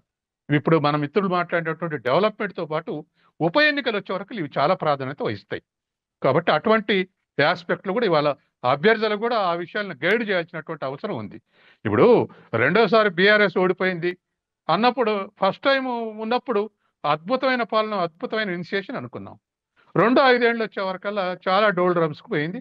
అందులో దరిదాపు వాళ్ళ పార్టీ అన్నారు 30 మంది ఎమ్మెల్యేలు బాగా కరప్షన్ చేశారు, వాళ్ళు మార్చుంటే బాగుండేదని ఒక కారణంగా ఐడెంటిఫై చేశారు జర్నలిస్టులు కూడా.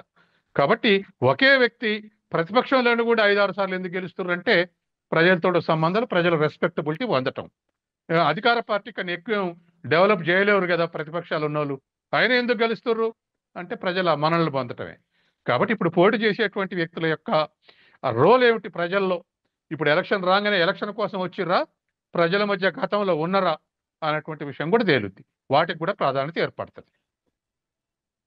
పాల్గొన్నటువంటి అందే సత్యం గారికి, గుజ్బా శ్రీనివాసరావు గారికి, అదేవిధంగా గౌతమ్ ప్రసాద్ గారికి, రామరెడ్డి గారికి థ్యాంక్ యూ వెరీ మచ్ అండి. ఇప్పుడే అందిన బ్రేకింగ్ వార్త చూస్తున్నాం. ఎందుకంటే బంద్ విరమిస్తున్నట్టు ఉన్నత విద్యా శాఖకు సంబంధించినటువంటి ప్రైవేట్ కళాశాలకు సంబంధించిన యాజమాన్యాలు కూడా బంద్ పాటిస్తున్నట్టు తెలుస్తుంది. ప్రభుత్వంతో డిప్యూటీ సీఎం బట్టి విక్రమార్కతో జరిగిన సంభాషణలో మేము సానుకూలంగా స్పందించారు, మాకు ఓకే అయిపోయిందంటూ కూడా వారు బంద్ను విరమించారు. రేపటి నుండి కాలేజీలు కూడా స్టార్ట్ అవుతున్నట్టుగా తెలుస్తుంది. థ్యాంక్ యూ వెరీ మచ్ అండి. ఈరోజు బీట్కాల్లో కలుగుతున్నటువంటి ప్రజలకు థ్యాంక్ యూ వెరీ మచ్. మరో బీట్కాతో మళ్ళీ కలుద్దాం. చూస్తుండే స్వతంత్ర టీవీ.